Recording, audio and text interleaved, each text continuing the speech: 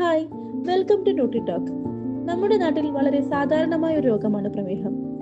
പക്ഷേ പ്രമേഹത്തെക്കുറിച്ചുള്ള ശരിയായ അറിവിനേക്കാൾ കൂടുതൽ പ്രചാരത്തിലുള്ളത് തെറ്റിദ്ധാരണകളാണ്. ഇത്തരം മിഥ്യാധാരണകൾ കാരണം പലപ്പോഴും നമ്മൾ അറിയാതെ തെറ്റായ ഭക്ഷണ രീതി പിന്തുടരുകയും രോഗം വഷളാവുകയും ചെയ്യുന്നു. പ്രമേഹത്തെക്കുറിച്ചുള്ള മിഥ്യാധാരണകൾ എന്തൊക്കെയാണെന്ന് നോക്കാം. അമിതമായി മധുരം കഴിച്ചാൽ മാത്രമേ പ്രമേഹം വരികയുള്ളൂ. വാസ്തവത്തിൽ പ്രമേഹത്തിന് കാരണം ജനിതകപരമായ ഘടകങ്ങൾ, പൊണ്ണത്തടി, വ്യായാമക്കുറവ്, അനാരോഗ്യകരമായ ജീവിതശൈലി എന്നിവയാണ്.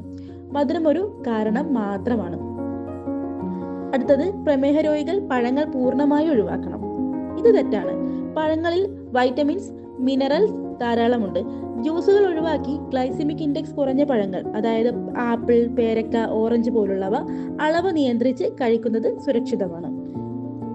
പ്രമേഹ രോഗികൾ ധാരാളം തേൻ, ശർക്കര കഴിക്കുന്നത് പഞ്ചസാരയേക്കാൾ നല്ലതാണ്.